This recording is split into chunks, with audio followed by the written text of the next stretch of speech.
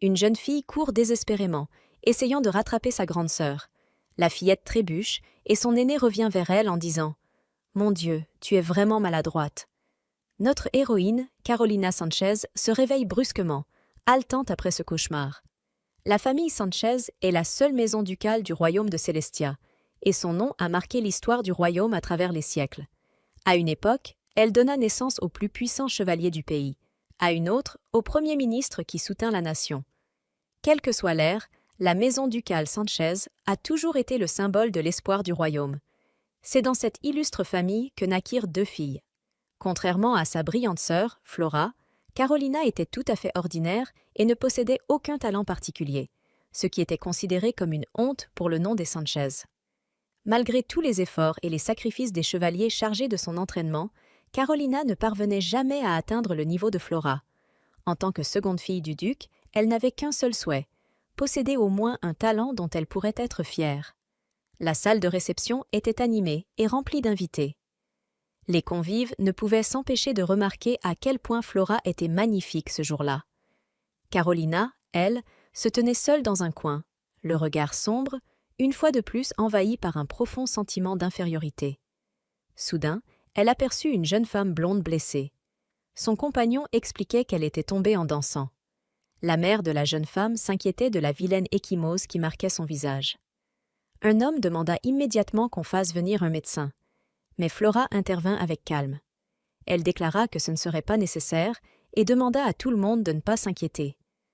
Puis, après avoir récité une simple prière, une douce lumière enveloppa la blessée, et l'ecchymose disparut complètement. La mère et sa fille laissèrent éclater leur joie et leur soulagement. Tous les témoins, impressionnés par la magie sacrée de Flora, étaient désormais convaincus qu'elle remporterait sans difficulté les prochaines épreuves destinées à désigner la sainte. Le titre de sainte est une distinction propre au royaume de Celestia, accordée uniquement aux femmes possédant une magie sacrée d'une puissance exceptionnelle. Comme tout le monde, Carolina était convaincue que la prochaine sainte serait sans aucun doute Flora. Une jeune fille couvrit Flora de compliments tout en rabaissant Carolina. Avec son sourire habituel, Flora lui demanda toutefois de ne pas trop se moquer de sa petite sœur. Selon elle, Carolina était quelqu'un de très sensible. Les deux jeunes filles se sentirent aussitôt coupables, mais Flora les rassura. Elle leur dit qu'il leur suffirait de présenter leurs excuses à Carolina. Les deux inconnus s'inclinèrent alors et dirent « Nous sommes désolés pour notre impolitesse. Veuillez nous pardonner. » Flora s'excusa également, affirmant qu'elle souhaitait simplement que Carolina leur pardonne. Le visage empreint de tristesse, Carolina accepta leurs excuses. Flora afficha alors un sourire satisfait, heureuse que tout le monde se soit réconcilié. Mais, profitant de l'instant, elle se pencha discrètement vers Carolina et lui murmura à l'oreille « Entendre la vérité fait mal, n'est-ce pas ?» Elle poursuivit en lui soufflant que Carolina était la seule honte de la prestigieuse famille Sanchez, avant d'éclater de rire comme si de rien n'était et de la remercier d'accepter si docilement son rôle de figurante. Une fois de plus, cette scène ne fit qu'accroître la popularité de Flora auprès de tous. Sur le chemin du retour, à bord de la calèche, Flora reprit Carolina avec sévérité et lui demanda pourquoi elle affichait un visage aussi sombre. D'une voix timide, Carolina répondit « Rien de particulier ». Flora continua alors à la réprimander. Elle déclara que, si leur père n'avait pas été retenu par des affaires importantes, elle n'aurait jamais accepté de partager la même calèche qu'elle. Mais, comme il n'y en avait qu'une seule de disponible, elle n'avait eu d'autre choix que de laisser Carolina monter avec elle. Elle ajouta qu'une personne aussi honteuse qu'elle devrait déjà s'estimer heureuse d'avoir le privilège de voyager dans le même véhicule que la future sainte. Le silence s'installa. Agacée, Flora finit par lui lancer qu'elle devrait au moins dire quelque chose. Elle lui demanda ensuite si les personnes aussi indignes qu'elle ne connaissaient même pas les règles élémentaires de politesse envers leurs supérieurs. Puis elle poursuivit en affirmant que Carolina n'était même pas semblable au reste de leur famille. Ses cheveux n'avaient ni la couleur de ceux de Flora, ni celle de leur père. Pas même la magnifique chevelure noire de jais de leur mère. Les cheveux de Carolina étaient pâles gris, comme s'ils étaient recouverts de poussière. Pour accentuer cette comparaison, Flora souffla légèrement sur les cheveux de Carolina, comme si elle en chassait réellement la poussière. Flora était l'exemple parfait d'une personne incapable de faire preuve d'humanité. Elle désigna ensuite les yeux rouges écarlates de Carolina en affirmant qu'ils ne ressemblaient ni aux yeux rose pâle de leur mère, ni aux yeux verts de leur père. Elle en venait presque à se demander si Carolina était réellement sa petite sœur. Certaines personnes prétendaient que Carolina était le portrait craché de la défunte duchesse, mais Flora était convaincue qu'il ne s'agissait que d'une remarque sarcastique. Après tout, comment une personne aussi honteuse qu'elle pourrait-elle ressembler à leur magnifique mère? Chaque parole de Flora transperçait le cœur de Carolina comme une lame. Au fond d'elle-même, elle la suppliait d'arrêter, de ne plus prononcer un seul mot. Elle lui demanda si elle lui avait fait du tort d'une quelconque manière et ajouta qu'elle était prête à s'excuser. Mais Flora referma brusquement son éventail avant de prononcer les mots que Carolina redoutait le plus. Carolina n'avait jamais eu la chance de rencontrer leur défunte mère, la duchesse Karen Sanchez, car celle-ci était morte de maladie peu après lui avoir donné naissance. Il ne faisait aucun doute que cet accouchement avait provoqué le déclin de sa santé. Si Carolina n'était jamais venue au monde, leur mère serait peut-être encore en vie aujourd'hui. Flora poursuivit en décrivant leur mère comme une femme merveilleuse, douce et compatissante, presque comparable à une sainte. C'est précisément pour cette raison qu'elle ne pardonnerait jamais à Carolina de l'avoir privée de sa mère. Elle refusait catégoriquement d'accepter que Carolina puisse lui ressembler, ne serait-ce qu'un peu. Du plus profond de son être, elle rejetait totalement son existence. Après être descendue de la calèche, le majordome informa Carolina que son père l'attendait dans le salon de réception. Lorsqu'elle entra, elle s'inclina respectueusement devant Sa Majesté, le roi Nathan, qui se trouvait assis aux côtés de son père. Le roi lui fit toutefois signe de ne pas se formaliser. Il était venu pour une affaire privée. Après les salutations d'usage, Nathan lui demanda si elle avait actuellement un amoureux ou un quelconque prétendant. Son père lui demanda de laisser de côté les banalités et d'aller droit au but. Mais Nathan répondit que cette question n'avait rien d'une simple conversation sans importance. Il se leva alors et expliqua la véritable raison de sa venue. Le délai pour officialiser leur grande alliance approchait rapidement. Malheureusement, l'un de leurs nobles avait récemment insulté une duchesse de l'Empire de Malcosia. Or, cette duchesse n'était autre que la sœur cadette de l'empereur régnant. Il était donc évident que l'Empire n'allait pas laisser passer un tel affront. Dans des circonstances normales, Nathan aurait dû faire l'objet d'une quelconque sanction. Cependant, un émissaire de l'Empire était arrivé quelques jours plus tôt avec une proposition. Le royaume devait offrir une épouse au deuxième prince de l'Empire de Malcosia. Carolina savait parfaitement que ce deuxième prince n'était autre qu'Edward Ruby Martinez, le fondateur et commandant des Chevaliers de Pierreborn, un homme doté d'un talent exceptionnel aussi bien à l'épée qu'en magie. Il s'était illustré au cours d'innombrables batailles et son ordre était devenu célèbre dans le monde entier. Pourtant, il n'avait jamais été acclamé comme un héros. La raison était simple, sa cruauté. Il n'hésitait pas à abattre quiconque se dressait sur son chemin, même des femmes et des enfants. Aux yeux du peuple, il était un homme sans la moindre compassion, dépourvu de sang et de larmes.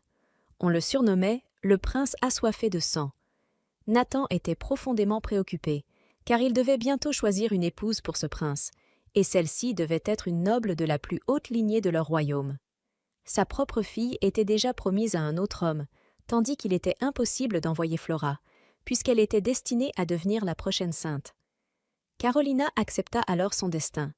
Beaucoup de personnes pouvaient prendre sa place, mais personne ne pouvait remplacer Flora. Nathan lui adressa donc une dernière requête. Pour le bien du royaume, il lui demanda d'épouser le deuxième prince de l'Empire de Malcosia. Carolina accepta sans la moindre hésitation. Après le départ du roi, son père s'approcha d'elle et lui demanda si elle éprouvait le moindre doute à l'idée d'épouser le prince Edward. Si tel était le cas, il ferait tout son possible pour convaincre le roi d'abandonner ce projet. Carolina répondit que le royaume risquait de sombrer si elle refusait. Mais son père l'interrompit aussitôt. Il le savait déjà. Pourtant, il refusait de rester les bras croisés en voyant sa propre fille être envoyée dans un autre pays comme une simple offrande sacrificielle. Après tout, elle était sa précieuse petite-fille. Carolina resta sans voix. Elle en vint presque à croire qu'elle n'avait jamais été aimée, qu'elle n'était qu'une honte indigne de recevoir la moindre affection. Son père secoua aussitôt la tête. « C'est absurde. Qui a bien pu te mettre une telle idée en tête ?» Puis il la serra tendrement dans ses bras. Carolina ne put retenir son émotion. Pourtant, elle avait accepté ce mariage sans la moindre réserve. Si ce sacrifice pouvait servir le royaume de Célestia et être utile à leur famille, alors ce serait pour elle le plus grand des honneurs. Son père lui adressa un doux sourire. Selon lui, elle ressemblait énormément à sa mère. Surprise, Carolina releva les yeux tandis qu'il poursuivait. « Tu es exactement comme Karen, toujours aussi sévère envers toi-même, mais infiniment bienveillante envers les autres. Tu ne ménages jamais tes efforts. Tu es son portrait tout craché. » Carolina demanda à son père de lui parler encore de sa mère, et ils passèrent toute la nuit à évoquer ses souvenirs. Il lui raconta comment, à force de persévérance, Karen avait réussi à le battre une fois aux échecs. Il lui parla des délicieux encas qu'elle préparait en secret au beau milieu de la nuit, de son sérieux et de son incroyable sens du devoir. Et pourtant, de temps à autre, elle aimait lui jouer quelques mauvais tours et lui donner du fil à retordre. Elle adorait également partir cueillir des fleurs avec Flora.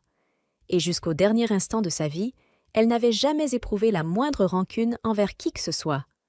Comme s'il exhibait son trésor le plus précieux, il partageait chacun de ses souvenirs avec une infinie tendresse. À l'extérieur de la pièce, la servante Iris s'était arrêtée après avoir entendu leurs éclatants rires. Le sourire aux lèvres, elle alla ensuite raconter à Flora ce qu'elle avait entendu au sujet de Carolina. Quelques jours plus tard, Carolina accompagna son père sur la tombe de Karen. Son regard se posa sur le bouquet qu'il tenait dans ses mains. Les jacinthes bleues symbolisaient un amour éternel et immuable, tandis que les blanches représentaient un amour humble et sincère. Malgré les apparences, son père était étonnamment romantique. Ils s'agenouillèrent tous les deux devant la tombe. Il prit alors la parole. « Karen, cela fera bientôt 16 ans que tu as quitté ce monde. Et pourtant, je ne parviens toujours pas à m'habituer à vivre sans toi.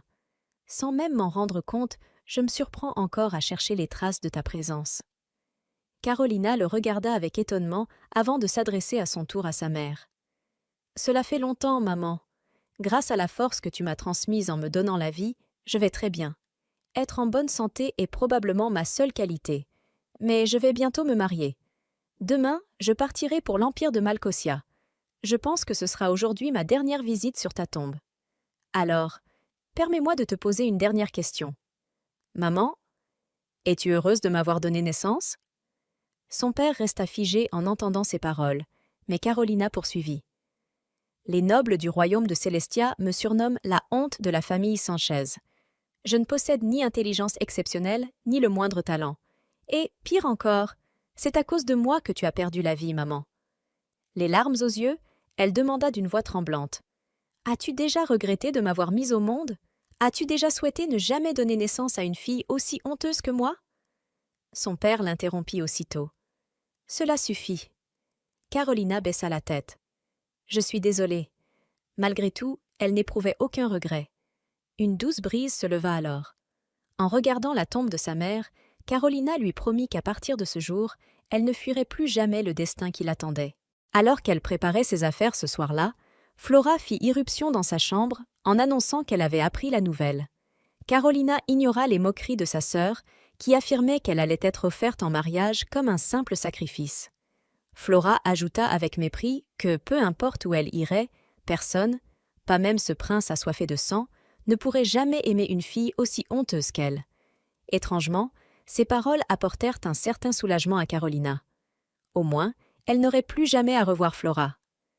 Le jour du départ arriva.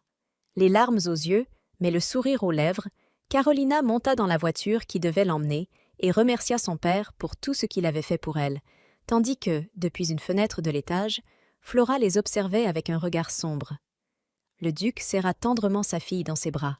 « Je suis tellement fière de toi. » Sa voix se brisa, et les larmes commencèrent elles aussi à couler sur son visage. « Tu n'as pas besoin d'être exceptionnelle. Tu n'as pas besoin d'être la meilleure. Je veux seulement que tu vives une vie heureuse et en bonne santé. C'est tout ce que je souhaite. » Tout au long de la nuit, Carolina regarda une dernière fois son père s'éloigner peu à peu au loin. Finalement, les premières lueurs de l'aube apparurent à l'horizon. Le cocher l'informa alors qu'ils arriveraient bientôt à destination. Cet endroit était le point de rendez-vous où l'attendaient les chevaliers de Peerbourne. Comme son voyage devait rester secret, le plan consistait à rejoindre l'ordre de chevalerie à son retour d'expédition, puis à entrer ensemble dans l'Empire. Ainsi, personne ne trouverait leur présence suspecte. Étant donné que les chevaliers revenaient tout juste d'une campagne, une imposante armée les accompagnait. À partir de cet instant, Carolina poursuivrait son voyage vers l'Empire complètement seule, sans servante ni garde du corps pour l'accompagner. La perspective était intimidante. Prenant néanmoins son courage à deux mains, elle s'avança devant les chevaliers de Pirborn. C'est alors qu'un homme s'avança à son tour. Le commandant de l'ordre, le redouté prince assoiffé de sang Edward Ruby Martinez. Se tenant d'une manière imposante devant Carolina, Edward lui dit qu'elle n'était pas arrivée après l'heure convenue et qu'elle n'avait donc aucune raison de leur présenter ses excuses. Puisqu'ils allaient passer beaucoup de temps ensemble, il lui demanda de bien vouloir lui accorder sa compagnie tout en lui tendant la main. Carolina pensa que cette poignée de main n'avait probablement aucune signification particulière. Elle avait néanmoins l'impression qu'il la traitait comme son égale. Mais dès qu'il lui serra la main, elle poussa un petit cri de douleur. Sa poignée de main était particulièrement ferme. Edward s'excusa, expliquant qu'il ne connaissait pas sa propre force. Il lui annonça ensuite qu'elle voyagerait dans la même voiture que lui, et Carolina le remercia pour cette attention. Théodore Garcia les interrompit alors, leur demandant combien de temps il comptait encore se serrer la main. Il se présenta comme l'assistant d'Edward. Carolina avait déjà entendu parler de lui. Garcia était le deuxième fils d'un vicomte, ainsi que le vice-commandant de l'Ordre des Chevaliers. Il était réputé pour son intelligence exceptionnelle et son génie dans le domaine de la magie. Malgré son sourire aimable, Carolina avait l'impression qu'il était en train de la juger. Le trajet était beaucoup plus mouvementé, et Carolina commença à souffrir du mal des transports. Remarquant son état, Edward ouvrit les fenêtres afin que l'air frais puisse l'aider à se sentir mieux. Ils venaient à peine de se rencontrer et ne se connaissaient pas encore depuis très longtemps. Pourtant, l'impression qu'elle avait de lui ne correspondait absolument pas à celle du prince sanguinaire dont tout le monde parlait. Il ressemblait davantage à un véritable gentleman. Carolina le remercia et s'excusa pour le dérangement. Cependant, Edward lui répondit que c'était plutôt à lui de s'excuser de ne pas avoir pu lui fournir une voiture digne de ce nom. Une fois que Carolina se sentit mieux, Garcia commença à leur expliquer les projets à venir. Tout d'abord, concernant leur fiançailles et l'annonce de leur mariage, il prévoyait de faire une grande annonce lors des festivités de la fête du fondateur, qui aurait lieu dans 2 semaines. De plus, le mariage aurait lieu 2 semaines après cet événement, soit dans environ 1 mois. En entendant cela, Carolina fut quelque peu bouleversée. Elle se demanda si une personne comme elle pourrait réellement réussir à tout accomplir en si peu de temps. Cependant, elle avait déjà décidé qu'elle ne fuirait plus. Il ne serait pas trop tard pour se lamenter sur son sort après avoir au moins essayé sincèrement. Elle promit donc de faire absolument tout son possible. Ils installèrent leur campement pour la nuit, et l'un des chevaliers vint présenter ses excuses à Carolina. Il imaginait qu'il ne devait pas être agréable pour une noble de devoir camper ainsi en pleine nature. Il avait suggéré à Edward et à Garcia qu'elle puisse au moins passer la nuit dans une auberge en ville. Mais Garcia avait rejeté cette proposition, affirmant que cela comportait trop de risques. Carolina apprécia son attention et lui demanda son nom.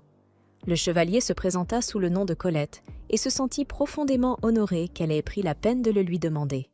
Soudain, les chevaliers furent appelés à se rassembler après que plusieurs bandits eurent été repérés près de la clairière située au sud.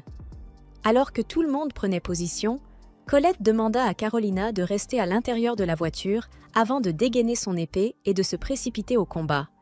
Les bandits firent pleuvoir une véritable pluie de flèches sur eux.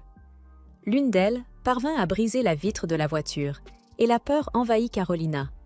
Elle se demanda si elle allait mourir ici, sans avoir accompli son devoir, ni jamais pu rendre à son père tout ce qu'il avait fait pour elle. Alors que les flammes engloutissaient la voiture des 2 côtés, elle crut que sa fin était arrivée. Carolina espéra que son père lui pardonnerait d'avoir été une fille aussi insolente. Soudain, Edward ouvrit violemment la portière. Il refusait de la laisser se résigner ainsi à la mort. Après tout, elle était sa future épouse. Il la porta hors de la voiture et lui expliqua que la magie de feu qu'il avait utilisée pour la protéger avait été plus puissante qu'il ne l'avait prévu, provoquant ainsi la propagation des flammes jusqu'à la voiture. Peu après, l'un des chevaliers vint l'informer que Colette avait été grièvement blessée. Sous la tente, Ron faisait tout son possible pour le sauver. Il utilisait des techniques d'hémostase ainsi que de la magie de guérison, mais le saignement refusait de s'arrêter. Edward lui demanda de continuer pendant qu'il irait chercher de l'aide. Il demanda également à Carolina de rester sur place, car cette tente était la seule protégée par une barrière. Cependant, même s'il ne voulait pas qu'elle assiste à une scène aussi terrible, estimant qu'elle était encore bien trop jeune, Carolina lui répondit qu'elle souhaitait faire face à la blessure de Colette et rester à ses côtés jusqu'au bout. Elle refusait de détourner le regard. Edward accepta finalement sa décision avant de quitter la tente. Carolina se mit alors à prier de toutes ses forces, implorant quiconque pouvait l'entendre de sauver la vie de Colette. Soudain, une éclatante lumière verte envahit toute la tente, stupéfiant même le médecin. Il semblerait que les prières de Carolina aient atteint quelqu'un. Même la magie de Ron n'aurait normalement pas dû être capable de guérir une blessure aussi grave. C'est ainsi que nous découvrons que Carolina est en réalité la sainte du royaume, et qu'elle était depuis le début bien supérieure à sa sœur. Lorsque Edward revint, Colette s'était complètement rétablie. Ron lui-même ne comprenait pas exactement ce qui s'était passé, mais il expliqua qu'au moment où Carolina avait commencé à prier, les blessures de Colette s'étaient soudainement mises à guérir. Carolina affirma pourtant qu'elle n'y était pour rien, puisqu'elle ne possédait aucun pouvoir magique. C'était du moins le diagnostic qu'elle avait reçu lorsqu'elle avait passé un test d'aptitude magique durant son enfance. Plus tard, Edward la remercia d'être restée auprès de Colette sans détourner le regard. Au départ, il l'avait prise pour une fragile fille de duc, élevée dans le luxe, persuadé qu'elle n'aurait pas la force d'assister aux derniers instants d'un homme. Il s'excusa donc de l'avoir mal jugée. Personne n'avait jamais dit quelque chose de pareil à Carolina. Cela ne fit que renforcer sa conviction qu'Edward était un homme incroyablement gentil. En réalité, c'était elle qui l'avait mal jugé. Carolina accepta ses excuses et lui demanda de relever la tête. Un prince ne devait pas s'incliner aussi facilement. De retour sous la tente, Edward informa Garcia qu'il avait envoyé Carolina dans une autre tente. Il ajouta que les bandits restants avaient été remis aux gardes-frontières en route vers la capitale impériale. Il ne devrait donc plus y avoir de risque d'une nouvelle attaque. Quant à Colette, son état était stable, mais sa tension artérielle restait extrêmement basse, probablement à cause de l'importante quantité de sang qu'il avait perdue. Garcia et Edward convinrent donc qu'ils devaient voyager dans la voiture. Cependant, Théo trouvait un peu étrange que Carolina et Colette voyagent ensemble dans la même voiture. Malheureusement, aucune grande voiture n'était disponible. Edward avait brûlé celle destinée aux nobles. Il expliqua toutefois qu'à cet instant, il avait ressenti une soudaine montée de puissance qu'il n'avait pas réussi à contrôler correctement. Garcia affirma avoir ressenti exactement la même chose. Les pouvoirs de plusieurs autres chevaliers étaient également devenus incontrôlables sous l'effet de cette mystérieuse influence. Il fallait aussi enquêter sur le pouvoir qui avait guéri Colette, car celui-ci semblait être de nature similaire. Concernant le problème du transport, Edward décida finalement que Carolina monterait à cheval avec lui. Le lendemain, leur voyage reprit. Edward proposa de ralentir si le trajet était trop difficile pour Carolina, mais celle-ci se sentait parfaitement bien dans ses bras. À cet instant, ils atteignirent la frontière de l'Empire de Malquois. Peu après, ils franchirent la frontière et arrivèrent dans la capitale impériale de Malquois. À ce moment-là, Colette s'était déjà remis sur pied, et Carolina et Edward quittèrent leurs chevaux pour remonter dans la calèche. Leur voyage, qui leur avait semblé à la fois si long et si court, allait bientôt prendre fin. Edward lui proposa de refaire un autre voyage ensemble un jour, si cela ne la dérangeait pas, car il avait beaucoup apprécié celui-ci.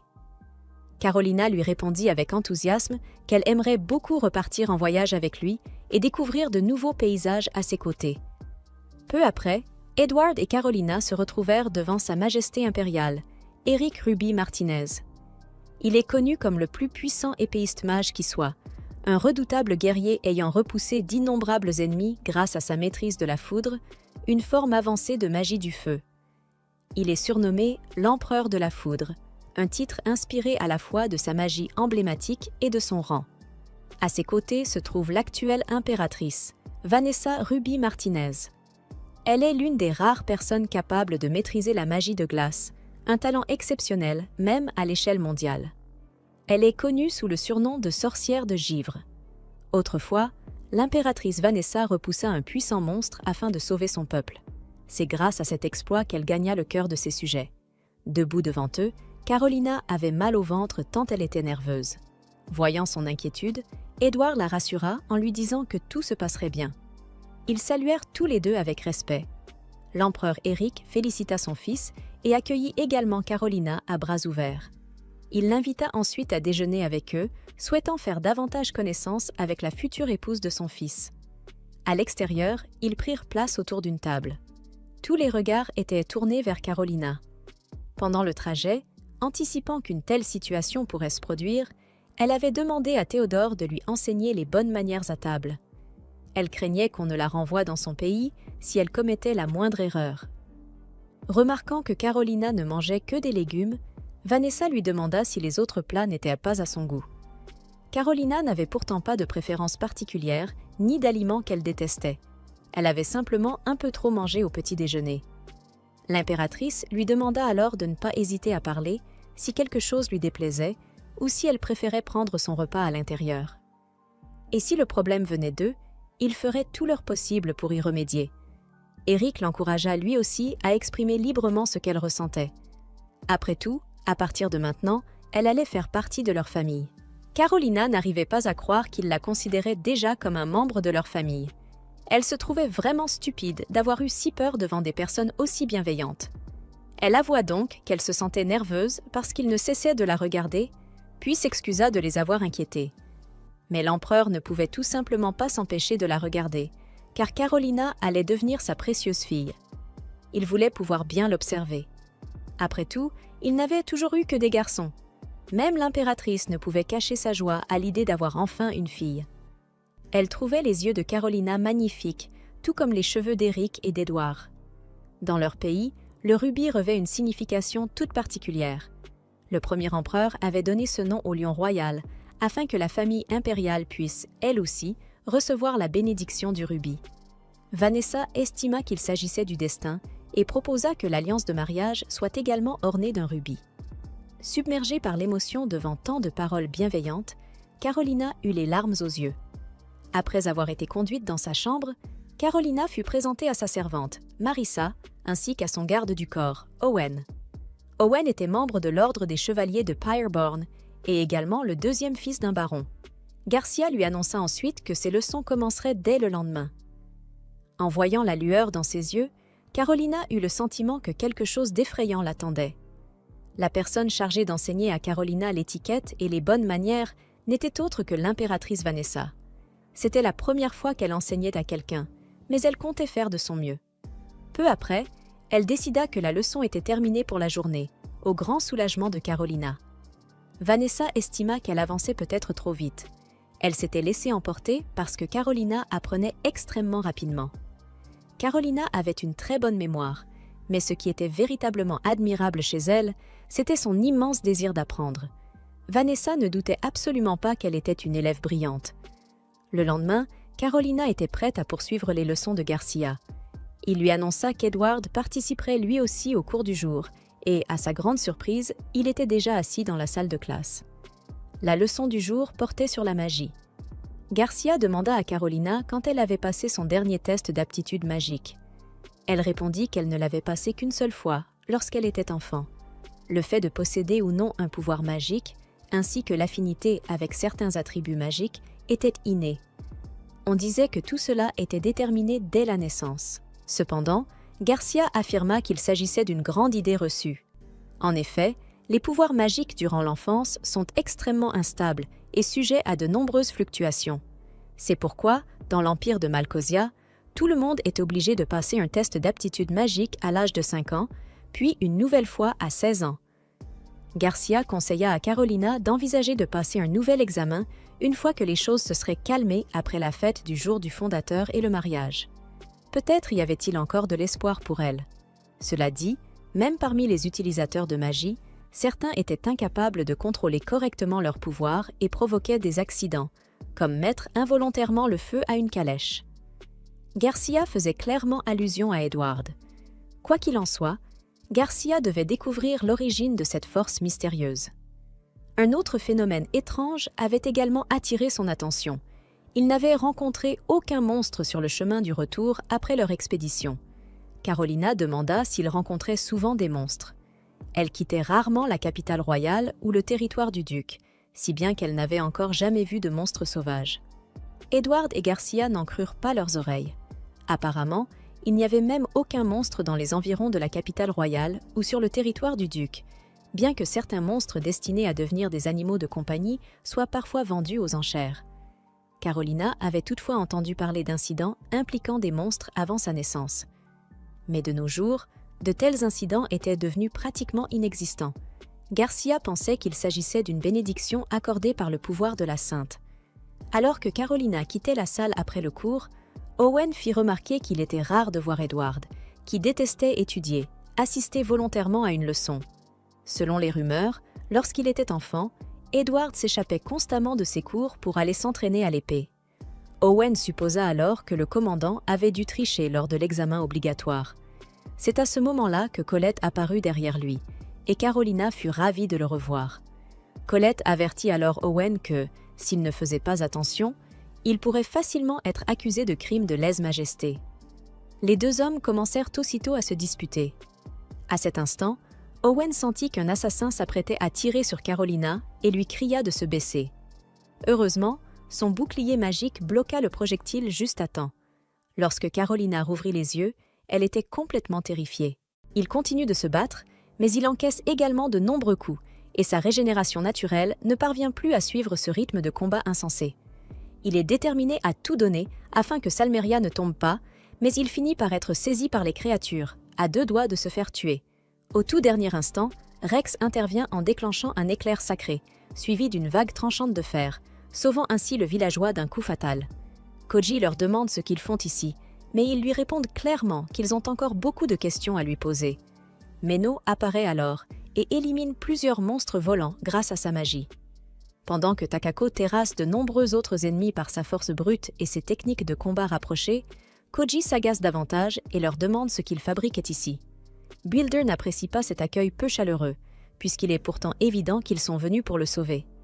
Tina remarque que son patient est complètement épuisé et lance un sort de guérison afin de lui rendre ses forces. Malgré tout ce qu'ils font pour lui, Koji reste inquiet et refuse que quiconque perde la vie. Mais Kirul lui assure que personne ne mourra au cours de cette bataille. La détermination de la princesse convainc finalement Koji, qui retrouve confiance en ses compagnons. Malgré cela, il leur demande simplement de toujours accorder de la valeur à leur propre vie lorsqu'ils combattent. Sur ces mots, il se jette de nouveau dans la mêlée comme un véritable forcené. À cause de cette témérité, il est frappé de plein fouet par un rocher de 30 tonnes. Son crâne est couvert de sang et Tina se précipite aussitôt pour le soigner, lui reprochant son discours sur l'importance de préserver sa vie. Koji lui répond qu'il voulait simplement tester quelque chose et que cette attitude prouve désormais qu'il fait confiance à ses nouveaux compagnons. Malgré cela, Tinabelle lui demande de faire plus attention, car s'il ne reste plus personne sur la ligne de front, tout le poids de la bataille retombera sur elle à l'arrière. En réalité, Kagami Koji n'a jamais eu l'habitude de combattre au sein d'un grand groupe de compagnons, puisqu'il s'est toujours battu uniquement aux côtés de Takako Builder.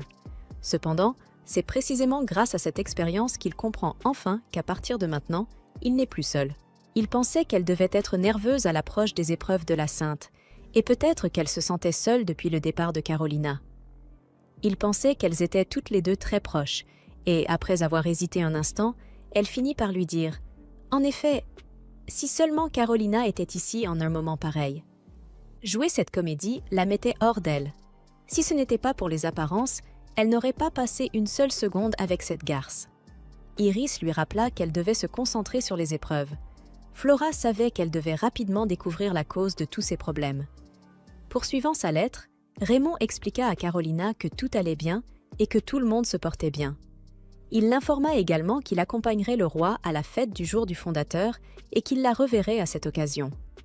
Ainsi, les jours passèrent jusqu'à ce que la fête du jour du fondateur arrive enfin. Carolina fut impressionnée par le travail de maquillage réalisé par sa servante. Edward la trouvait resplendissante et complimenta sa beauté.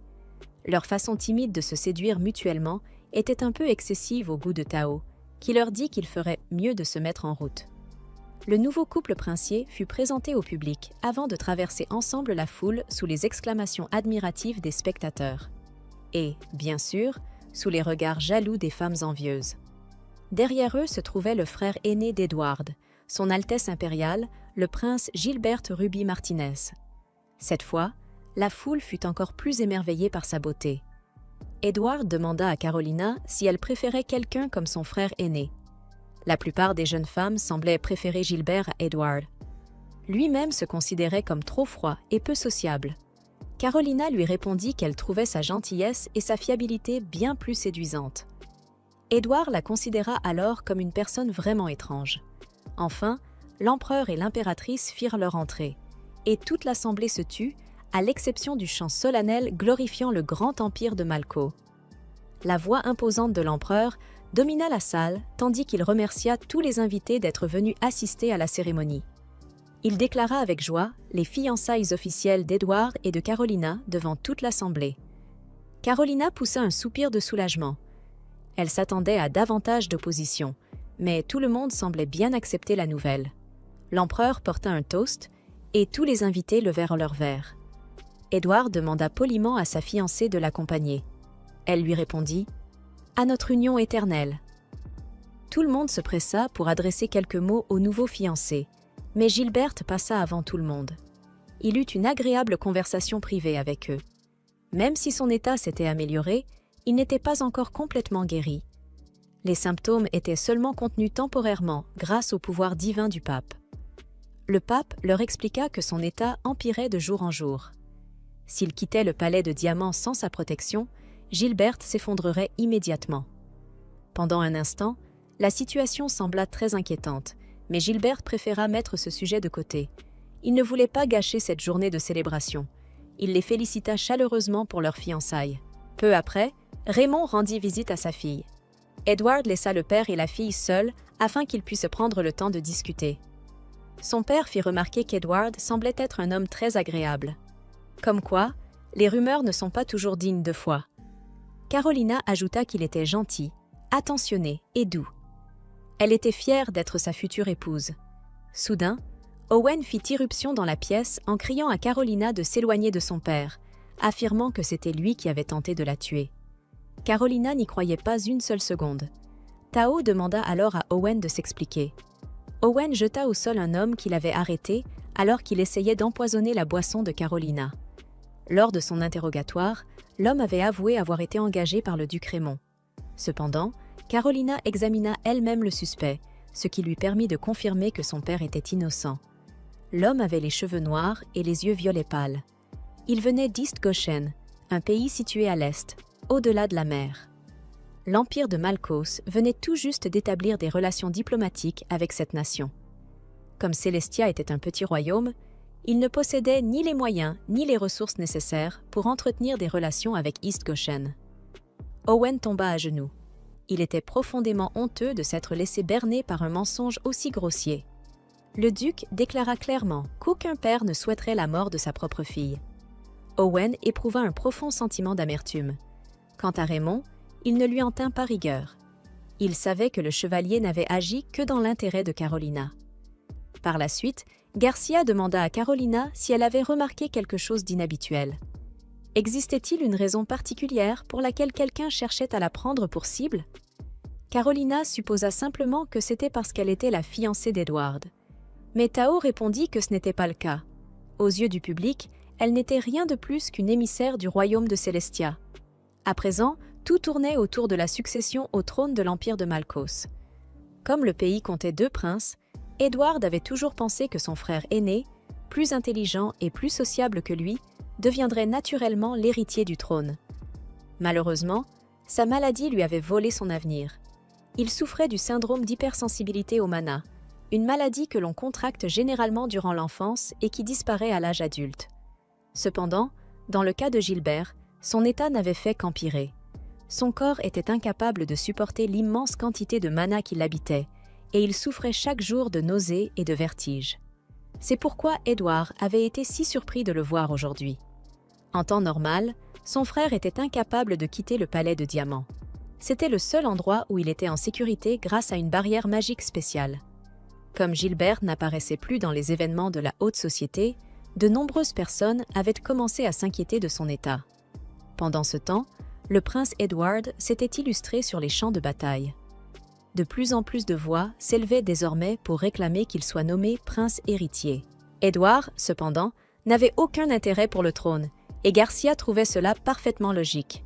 Selon lui, Édouard était un véritable bourrin, sans la moindre compréhension de la politique. C'est d'ailleurs pour cette raison que deux factions s'étaient formées, la faction du premier prince et celle du second prince. Certains membres de la faction du premier prince allaient jusqu'à employer des méthodes extrêmes, comme répandre d'horribles rumeurs au sujet d'Edward. Pourtant, une partie de ces rumeurs reposait sur un fait réel. Edward avait effectivement tué une femme et un enfant. Cet incident s'était produit lors de la défense d'une ville située à l'est. La femme s'était précipitée vers les blessés alors qu'un sort d'explosion avait été implanté dans son corps ainsi que dans celui de l'enfant. Elle était probablement une agente envoyée par un pays ennemi. Edward n'avait eu d'autre choix que de les abattre, et ce souvenir continuait de le hanter. Grâce à son intervention, toutes les autres personnes avaient été sauvées.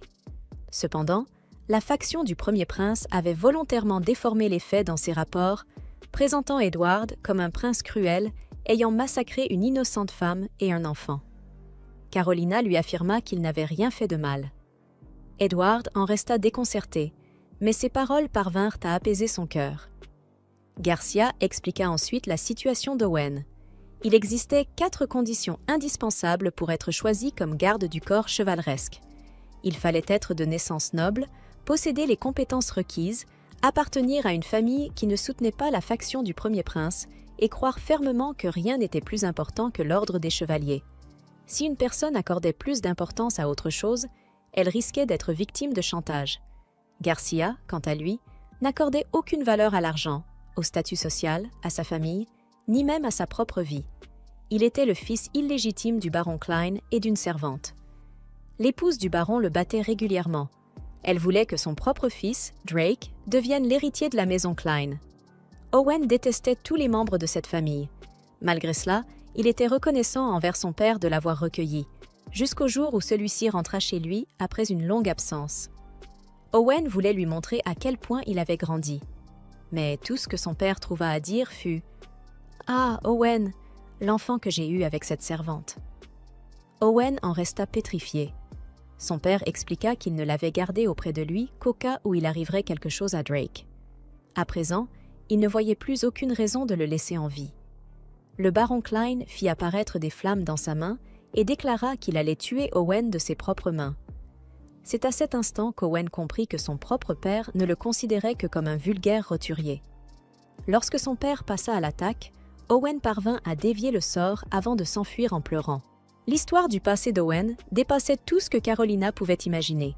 Après avoir failli être tuée par son propre père, elle était convaincue qu'Owen avait désespérément souhaité être sauvé. Colette remarqua qu'elle était profondément affectée par ce qu'elle avait appris sur Owen. Cependant, Owen n'avait toujours aucune intention de reprendre ses fonctions de chevalier garde du corps. Colette demanda alors à Carolina de déposer dans la chambre d'Owen le mouchoir qu'elle n'avait pas encore terminé de broder. Pour un chevalier, recevoir un présent de la personne qu'il a juré de protéger est un immense honneur. Un mouchoir terminé signifie « Je vous remercie sincèrement pour votre excellent travail ». En revanche, un mouchoir inachevé signifie « Bien que vous soyez encore inexpérimenté, j'ai de grands espoirs pour votre avenir ». Colette estimait qu'Owen n'avait tout simplement plus la force de changer. Vide de toute motivation, il lui manquait la volonté d'avancer. Elle pensait que ce mouchoir pourrait lui permettre de retrouver un but. Carolina décida donc d'aller lui rendre visite dans la salle d'interrogatoire. Owen fut surpris d'apprendre que Garcia lui avait raconté son passé. Carolina lui expliqua qu'elle comprenait ce qu'il avait ressenti. Après avoir été trahi par un être cher, il avait fini par croire que plus rien n'avait d'importance. Owen rejeta aussitôt sa compassion. Selon lui, elle avait eu la chance de grandir dans une famille aimante et ne pouvait donc pas comprendre ce qu'il avait vécu. Mais Carolina lui répondit qu'il se trompait. Sa mère était morte en lui donnant naissance. Sa sœur la détestait et lui répétait sans cesse « Si seulement mère était encore en vie au lieu d'une honte comme toi ». S'il n'y avait pas eu quelqu'un qui avait encore besoin d'elle, elle aussi aurait peut-être été incapable d'aller de l'avant, tout comme Owen. Elle aurait sans doute passé sa vie à haïr le monde. Elle lui tendit alors le mouchoir et lui demanda de redevenir son chevalier. Non pas pour quelqu'un d'autre, mais pour son propre bonheur. Et s'il acceptait, elle lui promit de le soutenir jusqu'au bout. Lorsqu'il retrouverait confiance en lui, elle terminerait la broderie du mouchoir. Owen s'agenouilla devant elle. Il lui jura son épée et sa loyauté, promettant de la protéger jusqu'à son dernier souffle. Pendant ce temps, Laura continuait à perdre son sang-froid en voyant ses pouvoirs sacrés faiblir de jour en jour. Elle ne pouvait plus attribuer ce phénomène à l'absence de sa sœur. Son père ne lui apportait aucune aide non plus. Elle apprit que Carolina était désormais fiancée et heureuse, alors qu'elle avait toujours cru que son fiancé était un véritable brute qui massacrait femmes et enfants sans le moindre remords. Elle réalisa alors que le déclin de ses pouvoirs avait commencé exactement au moment où Carolina avait quitté le pays. Et comme si cela ne suffisait pas, un chef religieux aux intentions malveillantes comptait profiter du chaos qui régnait pour prendre le contrôle du royaume de Celestia et s'emparer de tout. Depuis que les fiançailles entre Carolina et Edward avaient été officiellement annoncées, leur mariage approchait désormais à grands pas. La femme de chambre de Carolina confirma avec elle le programme de la journée. À 10 heures, elle devait retrouver le prince Edward pour discuter de l'organisation du mariage. Ensuite, elle aurait l'essayage et les retouches de sa robe de mariée. Lorsque l'horloge sonna 10 heures, Edward entra dans la pièce et écarta immédiatement les formalités protocolaires. Il lui annonça que leur cérémonie serait relativement simple et traditionnelle. Cependant, son père ne pourrait pas assister au mariage. Carolina s'y attendait, compte tenu de tout ce qui se passait actuellement à Celestia. Au lieu de faire son entrée au bras de son père, les futurs époux avanceraient ensemble jusqu'à l'autel. Cette annonce fit aussitôt rougir Carolina. Mais Edward lui expliqua qu'il n'avait jamais eu l'intention de la laisser marcher seule. Il ne pouvait pas supporter l'idée que sa future épouse avance seule, tandis que lui aurait le privilège de marcher aux côtés de son père. Carolina trouvait sa robe de mariée absolument magnifique. Elle en était presque intimidée au point d'avoir honte de la porter. Cependant, ils ne pouvaient pas perdre de temps. L'impératrice les attendait. Carolina devait immédiatement procéder aux derniers essayages.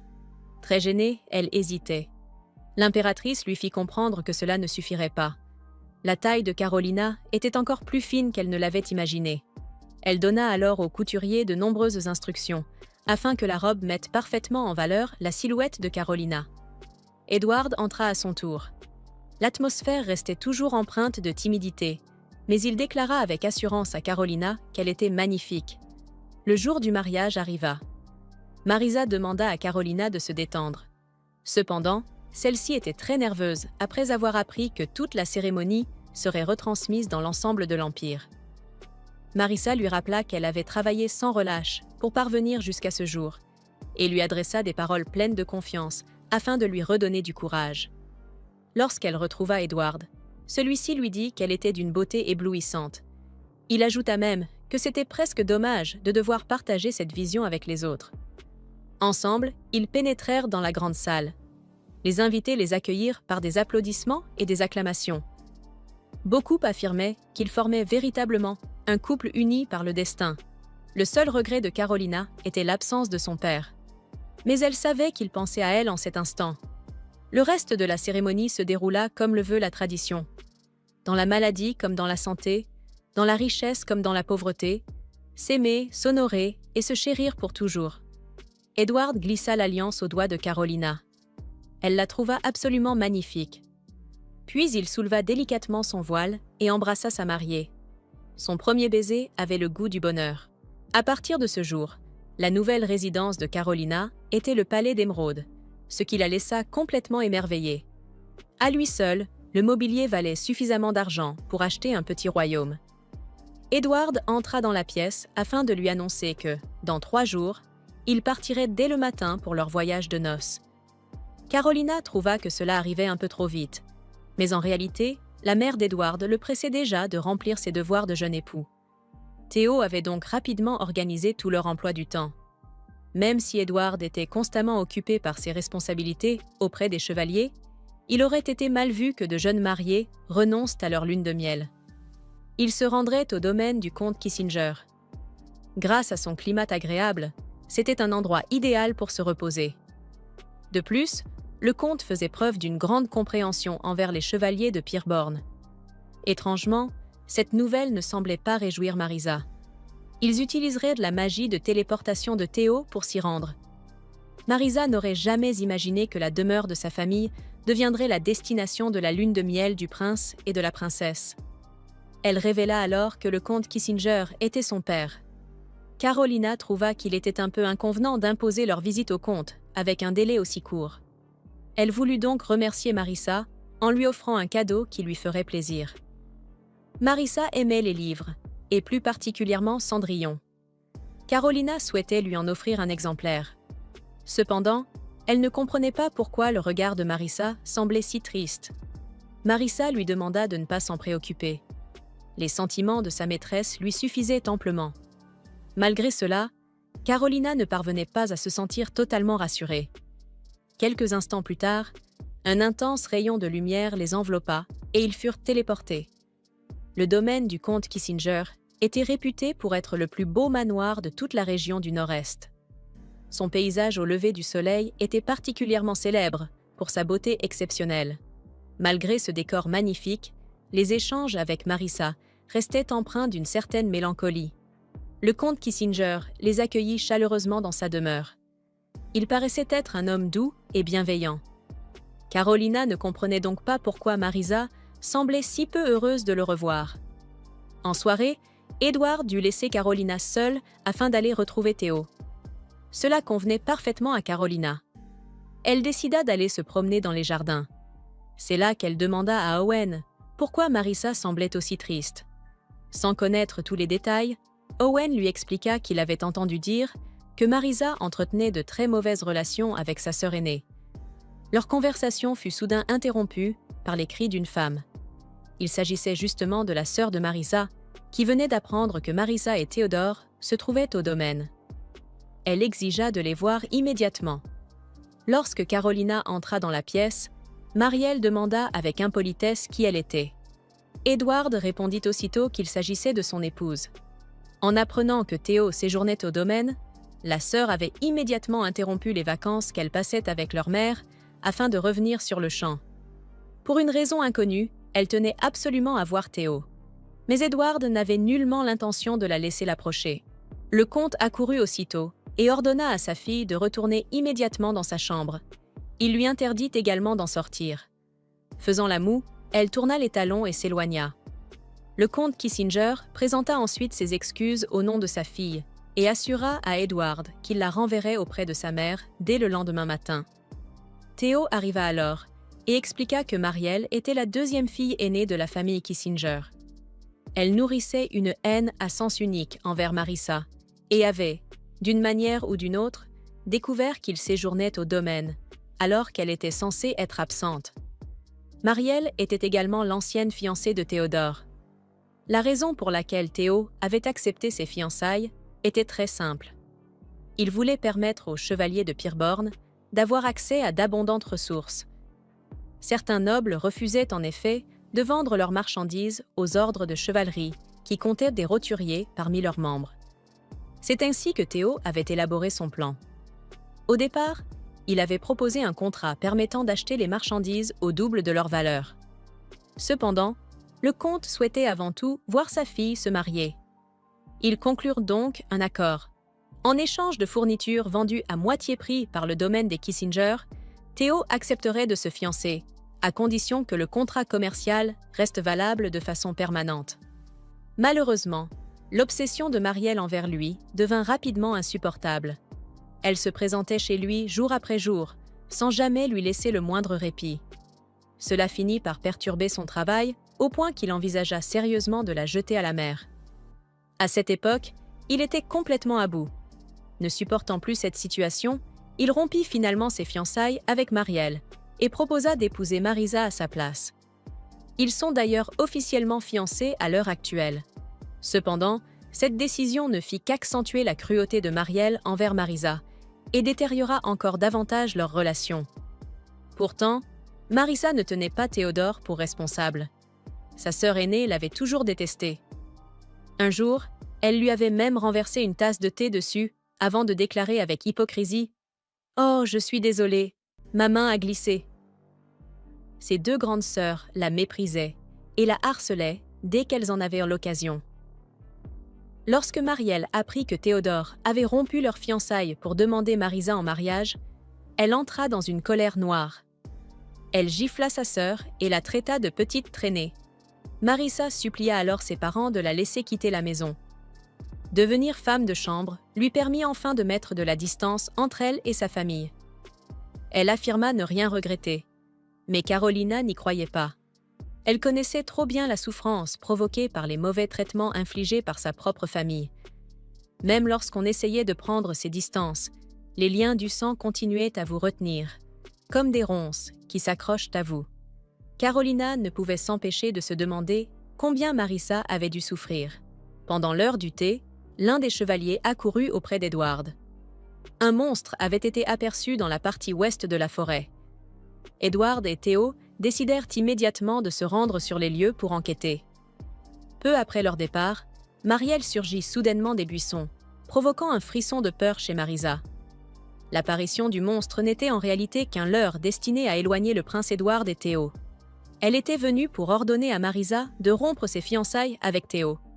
Selon elle, une femme aussi vulgaire qu'elle n'était pas digne de devenir sa fiancée. Carolina remarqua que Marissa tremblait. Cette scène lui rappelait douloureusement ce qu'elle-même avait vécu autrefois. Elle fit alors un pas en avant, repensant à tout le soutien que Marisa lui avait apporté depuis son arrivée à Malcosius. Marielle commença à perdre son assurance, tandis que Carolina lui faisait face. Elle prétendait que Marisa n'était pas digne de Théo. Mais qu'en était-il d'elle-même?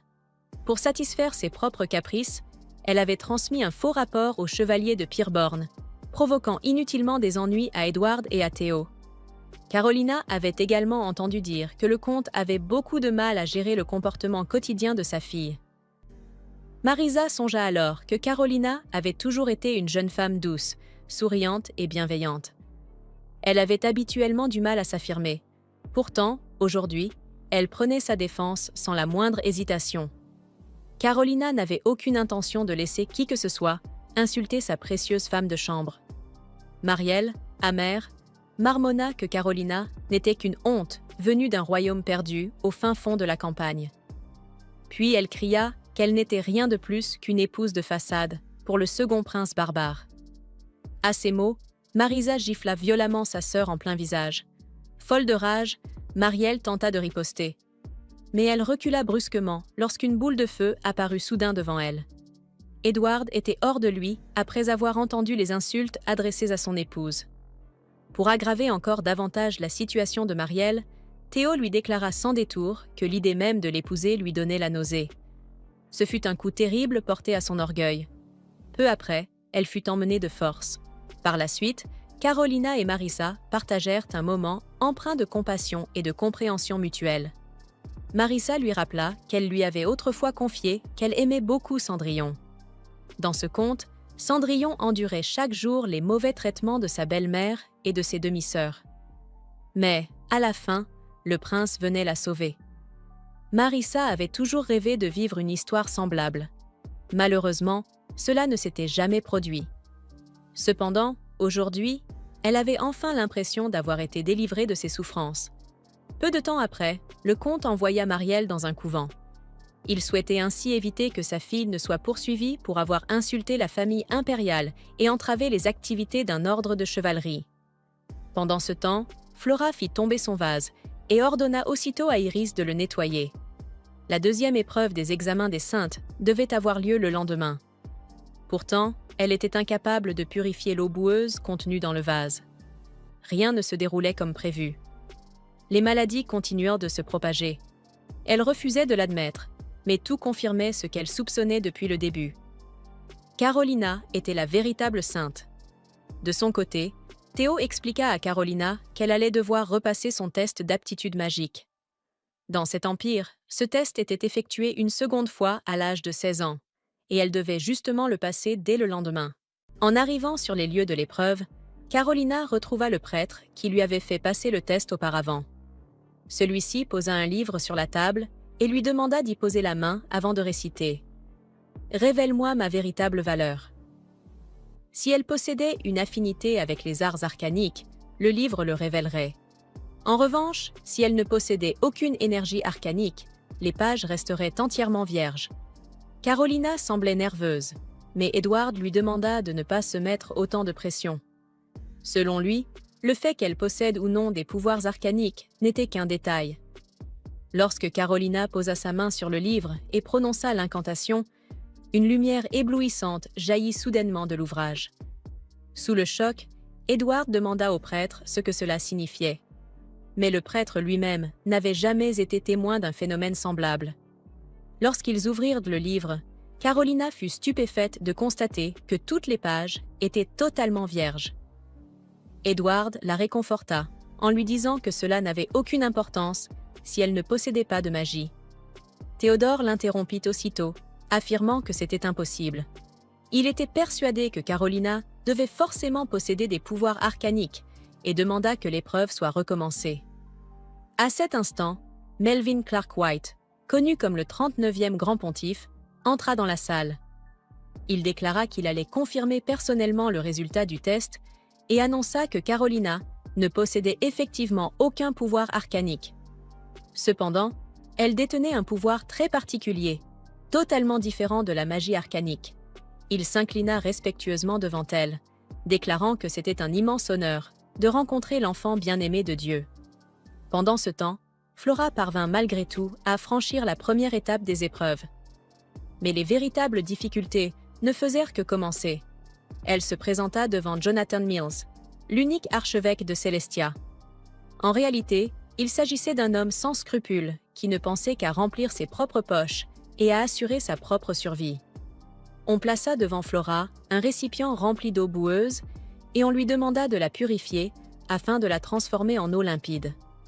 Habituée depuis sa naissance à réussir tout ce qu'elle entreprenait, elle était convaincue que l'échec n'était pas envisageable. Pourtant, malgré tous ses efforts, elle fut incapable d'accomplir cette tâche. Au final, son hypothèse se révéla exacte. L'affaiblissement de ses pouvoirs arcaniques, ainsi que les nombreuses catastrophes qui frappaient en Celestia, étaient tous liés à Carolina, la véritable sainte. Melvin expliqua à Carolina qu'elle possédait un pouvoir divin, même si le sien n'était insignifiant en comparaison du sien. Son pouvoir divin débordait en permanence, telle une cascade ininterrompue. On pouvait même dire qu'elle était incapable de le contenir. Le pouvoir divin produisait 3 effets principaux. Le premier était un pouvoir de guérison, capable de soigner les maladies et les blessures. Le deuxième était un pouvoir de purification, qui rendait les terres stériles fertiles et éliminait toute forme de corruption. En d'autres termes, la prospérité dont Celestia avait bénéficié jusqu'à présent était due au pouvoir divin de Carolina. Il ne faisait aucun doute que son pouvoir pouvait influencer le destin de tout le royaume. Quant au troisième effet de son pouvoir divin, il s'agissait de la capacité à amplifier le pouvoir arcanique des autres, la magie sacrée que Flora croyait posséder depuis toujours, en réalité renforcée par Carolina. Jonathan exigea alors de connaître l'hypothèse à laquelle Flora était parvenue. Il lui proposa même de choisir elle-même la raison officielle de son échec à cette épreuve. Ainsi, elle pourrait préserver son image auprès du public. Comme Flora ne se souciait que de sa réputation, elle accepta de lui révéler ce qu'elle pensait. Pendant ce temps, Melvin en conclut que Carolina utilisait très probablement son pouvoir, sans même en avoir conscience. Les monstres étaient naturellement hostiles au pouvoir divin.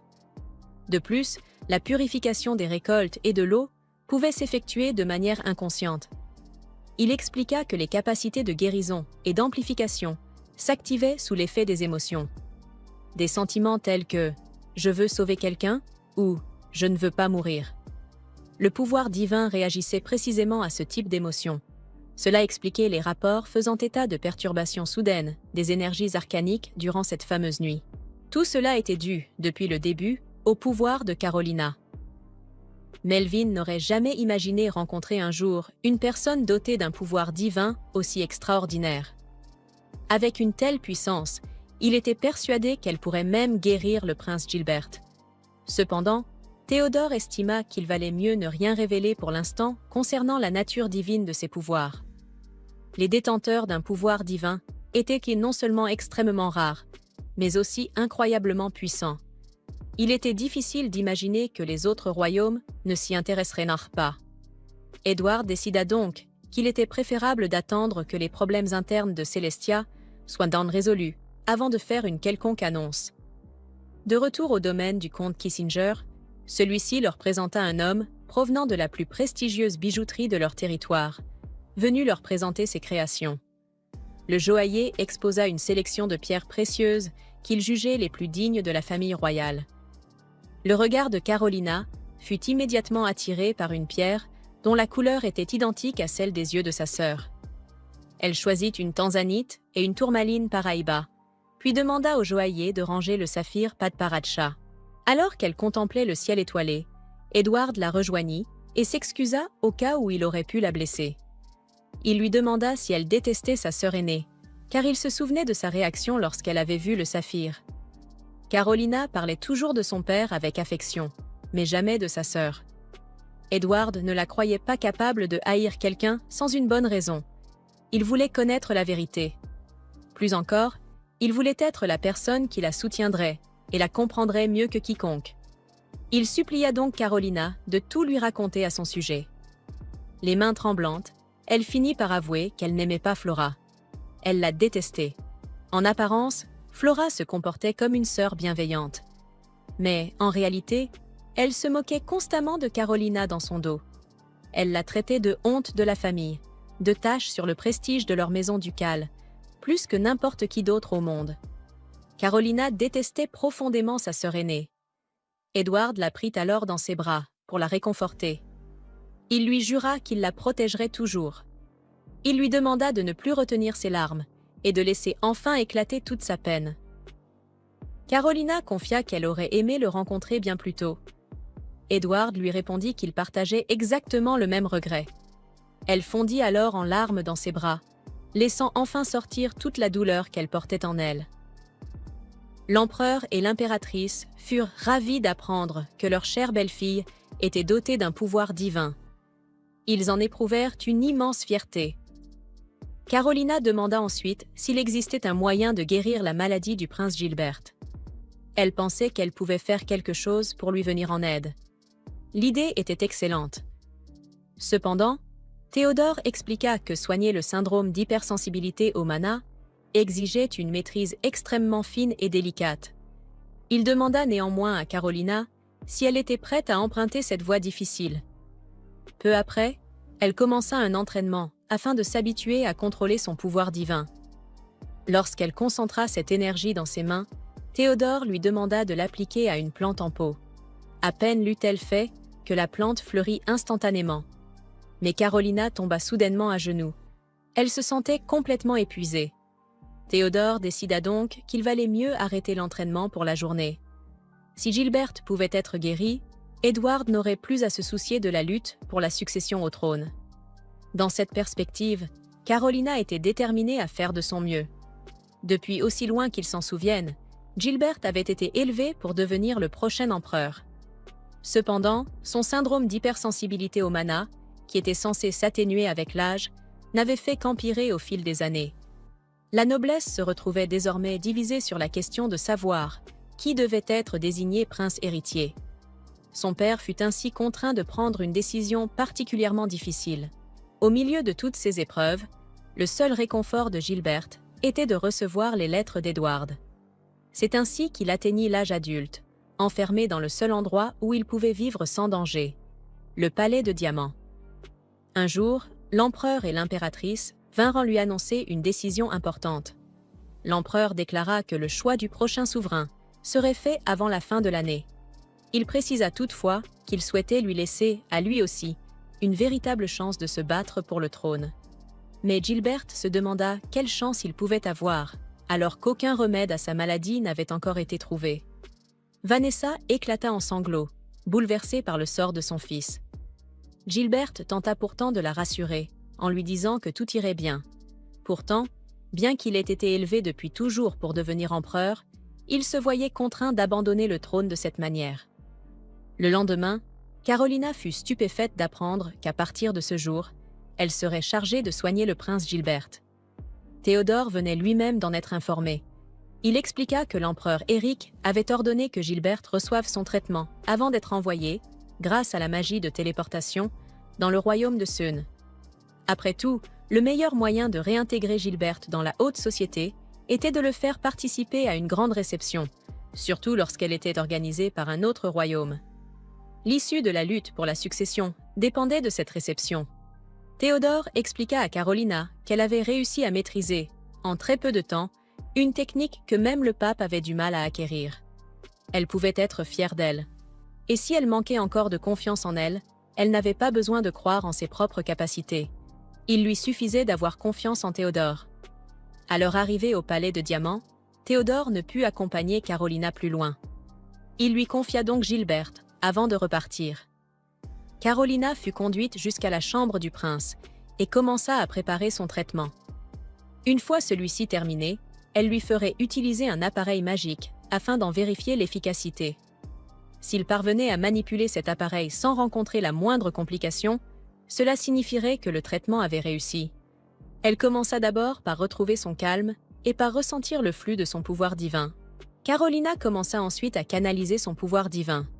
Le grand pontife lui avait expliqué qu'il n'était pas nécessaire d'insuffler une grande quantité de pouvoir divin. Au contraire, une quantité excessive pouvait même devenir toxique. Gilberte s'approcha d'elle. Carolina prit doucement ses mains afin de commencer le traitement et commença à lui transmettre son pouvoir divin. Contrôler cette énergie s'avéra bien plus difficile qu'elle ne l'avait imaginé. Malgré tout, elle parvint à rester parfaitement concentrée. Une fois le traitement terminé, Carolina perdit connaissance peu de temps après.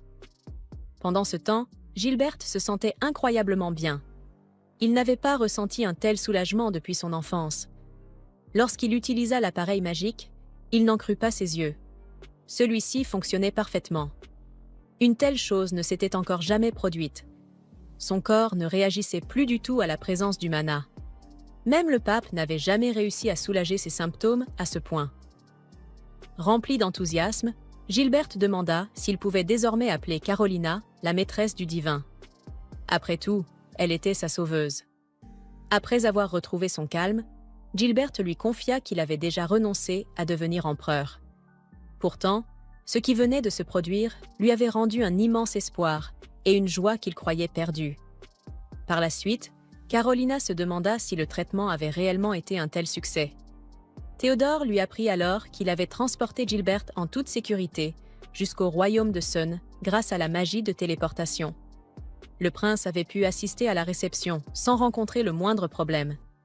Il se trouvait enfin au point de départ de la résolution du conflit de succession. Et tout cela était uniquement grâce à Carolina. Pendant la réception, le prince Gilberte ne parvenait pas à chasser Carolina de ses pensées, repensant sans cesse à la manière dont elle lui avait sauvé la vie.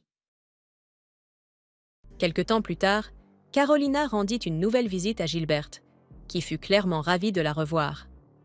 Elle tenta une fois de plus de le convaincre d'abandonner cette histoire de « maîtresse de la divane », mais il resta obstiné, insistant sur le fait que ce titre lui revenait de droit.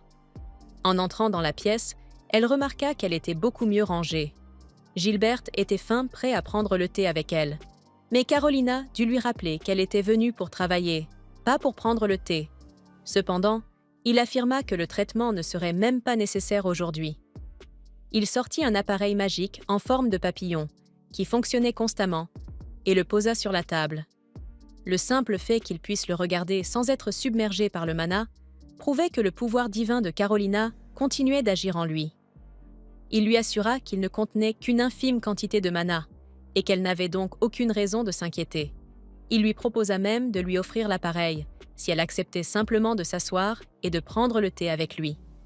Au final, Carolina fit à peine le moindre traitement. Ils passèrent tout leur temps à discuter autour d'un thé, évoquant leur maladresse d'enfance et racontant toutes sortes d'anecdotes. Carolina avait vraiment du mal à comprendre quel genre de personne était Gilberte. Le lendemain, il fut tout aussi heureux de la revoir.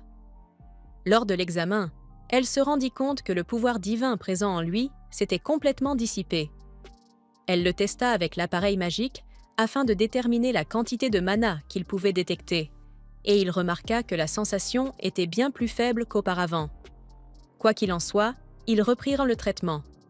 Les semaines passèrent, et le mana que Gilberte percevait autrefois avec une grande netteté n'était désormais plus qu'une faible lueur. Il remercia officiellement Carolina, éprouvant un profond respect pour quelqu'un possédant un pouvoir aussi extraordinaire, tout en restant aussi humble. Par la suite, Edward vint retrouver Carolina, visiblement épuisée. Malgré tout, il trouva encore le temps de passer un moment avec elle.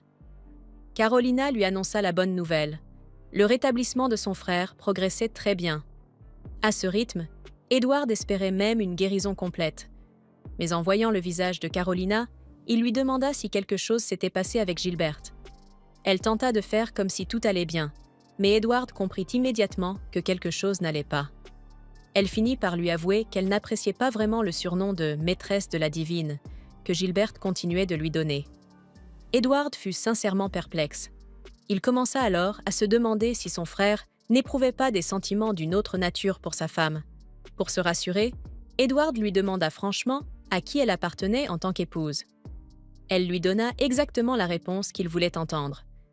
Elle était l'épouse d'Edward Ruby Martinez. Il se contenta de cette réponse et quitta les lieux. Carolina resta à se demander pourquoi il lui avait posé une telle question. S'il ne disait pas clairement ce qu'il ressentait, elle ne le comprendrait jamais. Plus tard, Edward retrouva Théodore pour lui demander comment les choses évoluaient entre sa femme et son frère. Théodore sembla quelque peu préoccupé en voyant l'expression sur le visage d'Edward. Il parla ensuite avec Carolina et lui annonça qu'ils approchaient enfin d'une résolution concernant le problème de succession. Cependant, certains nobles avaient eu vent de ses visites quotidiennes au palais de Diamant. Une rumeur particulièrement malveillante commença alors à circuler. Puisqu'il avait déjà découvert l'origine de la fuite, il comptait régler le problème immédiatement. Théodore lui promit qu'ils s'occuperaient de limiter les dégâts et de faire taire les rumeurs. Enfin, il évoqua un changement dans la manière dont ils allaient tester Gilberte. Afin de déterminer exactement quelle quantité de mana il pouvait supporter, il voulait donc qu'il quitte le palais de Diamant sans aucun pouvoir divin dans son organisme. Carolina était inquiète, mais il n'y avait vraiment aucun autre moyen d'en être certain. Avant qu'elle ne parte, Théodore lui donna un petit conseil. « Ne te rapproche pas trop du prince Gilberte. Certaines personnes pourraient certainement mal interpréter leur relation et finir par en souffrir. » Quelques jours plus tard, Melvin passa voir Gilberte pour prendre de ses nouvelles. Il fut impressionné par ses progrès et félicita Carolina pour tout le travail qu'elle avait accompli. Il était convaincu qu'en poursuivant ainsi, une guérison complète était possible. Cependant, il la prévint également que la maladie pouvait réapparaître. Même si ce n'était qu'un test, Carolina détestait l'idée que Gilbert sorte sans bénéficier de sa protection. Mais s'il devait un jour quitter l'Empire, il ne pourrait pas rester enfermé au palais de Diamant éternellement. Théodore annonça alors à Carolina que des membres des Peerborn accompagneraient Gilbert lorsqu'il sortirait du palais de Diamant le lendemain. Et, par mesure de sécurité, Carolina devait elle aussi l'accompagner. Théodore espérait que tout se passerait bien, mais la façon dont il le disait inquiéta Carolina. Le lendemain matin, Carolina arriva pour accompagner Gilberte. Au même moment, Edward demanda à Théodore comment Carolina allait. Théodore lui répondit qu'il n'avait qu'à le lui demander directement. Mais Edward répliqua que les choses étaient un peu gênantes entre eux en ce moment. Il ne voulait pas lui faire de mal. Théodore comprit qu'Edward ne voulait pas blesser quelqu'un qui lui était précieux. Néanmoins, il lui expliqua que ce sentiment pouvait parfois faire encore plus mal. C'était justement parce que certaines personnes leur étaient chères qu'ils devaient parfois se confronter à elles. Théodore leur annonça également que Carolina devait retrouver Gilberte au palais de Diamant. En entendant cela, Edward se précipita pour aller la rejoindre. À l'entrée du palais, le paysage ne semblait pas différent aux yeux de Carolina, mais elle se demanda quelle impression il devait donner à Gilberte. Soudain, il ressentit une douleur intense en percevant une quantité aussi considérable de mana. Carolina proposa d'annuler le test, mais Gilberte n'était pas prêt à abandonner. Cependant, la douleur l'obligea à s'appuyer sur Carolina.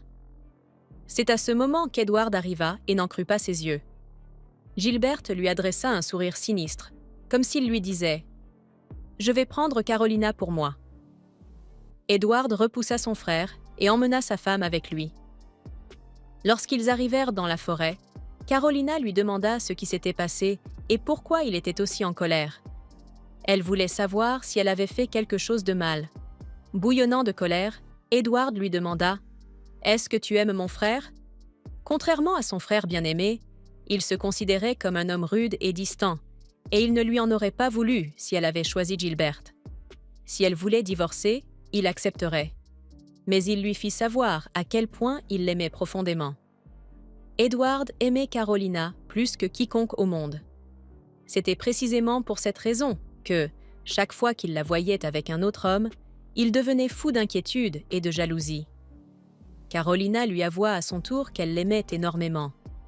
Elle avait placé au premier plan de son cœur cet homme au cœur bienveillant, le prince qui avait accueilli ses sentiments comme personne avant lui. Sur le chemin du retour, Edward lui demanda de l'appeler simplement « Ed » et de ne plus utiliser de formules trop formelles avec lui. Il voulait qu'ils ressemblent à un véritable couple marié. Carolina accepta et lui demanda également de l'appeler Lena. Après s'être avoué leur amour, ils s'embrassèrent. Pendant ce temps, Gilbert savait qu'il ne pourrait jamais avoir Carolina et ressentit alors l'envie de se montrer un peu mesquin. Il s'avéra qu'il était lui-même plutôt immature. Taylor apparut alors et lui fit remarquer qu'il était allé un peu trop loin avec son petit jeu. Il souligna également que le syndrome d'hypersensibilité de Gilbert était désormais pratiquement guéri. Gilbert ne parvint pas à tromper Théodore. Même en essayant de faire l'innocent, Théodore lui fit remarquer qu'il n'avait pas ressenti le moindre vertige après avoir utilisé la magie de téléportation, ce qui rendait sa comédie évidente. Il avait compris la situation après avoir lu le rapport médical fourni par Melvin, qui indiquait que les nerfs optiques de Gilbert s'étaient considérablement apaisés. De plus, c'était Gilbert lui-même qui avait répandu les rumeurs concernant les visites de Carolina au Palais de Diamant. Théodore lui demanda pourquoi il avait lancé ces rumeurs. On pouvait considérer les actions de Gilbert comme une tentative d'aggraver la relation entre Edward et Carolina. Mais on pouvait également les voir comme un moyen de pousser le réservé prince Edward à révéler davantage ses sentiments. Quoi qu'il en soit, Théodore était heureux que tout se soit finalement arrangé. Plus tard, Gilbert retrouva Edward et Carolina et leur présenta ses excuses pour les faux rapports qu'il avait faits concernant l'évolution de sa maladie. Il expliqua à Carolina que sa maladie était guérie depuis longtemps. Il s'excusa également d'avoir provoqué et mis Edward en colère devant elle. Puis Gilbert leur demanda d'écouter une dernière requête égoïste de sa part. Il avoua à Carolina qu'il l'aimait, ainsi que sa personnalité sincère, douce et bienveillante. Il aimait la voir se mettre en colère en disant « J'étais inquiète ». Il aimait aussi la voir rire en disant « Ces fleurs sont magnifiques ». Alors, il lui demanda de lui sourire. Carolina lui fit clairement comprendre qu'elle ne pouvait pas répondre à ses sentiments, car le seul homme qu'elle aimait était Edward, et qu'elle n'aimerait jamais aucun autre homme de toute sa vie. À ces mots, Gilbert fut soulagé qu'elle mette enfin un terme à cet amour à sens unique. Il confia donc Carolina à Edward. Il détestait devoir l'admettre, mais il savait qu'Edward était le seul homme capable de rendre Carolina heureuse. Pendant ce temps, Jonathan rendit soudainement visite au roi Nathan et au duc Raymond. Il leur révéla que Flora n'était pas responsable des problèmes qui se répandaient dans leur pays.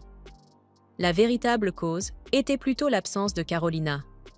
Il expliqua qu'elle possédait un pouvoir divin suffisamment puissant pour influencer un pays tout entier et leur en apporta les preuves.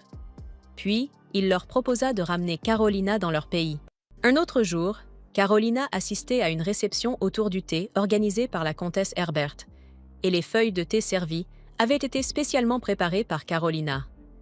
La comtesse n'appartenait ni à la faction du premier prince, ni à celle du second prince. Elle était neutre. Peut-être pour cette raison, Carolina ressentait une étrange tension dans l'air, puisque des membres des deux factions avaient été invités. Lady Monica appartenait à la maison Arendt et à la faction du premier prince. Les Kindrakes de Jade Écarlate, dirigés par la maison ducale Arendt, entretenaient une relation rivale avec l'ordre d'Ed Spearbone. Malgré tout, Carolina espérait que rien de fâcheux ne se produirait. Certaines autres dames trouvaient la bague de mariage si belle qu'elle semblait rayonner d'un éclat incomparable. En entendant les dames complimenter la bague de Carolina, Monica sembla contrariée.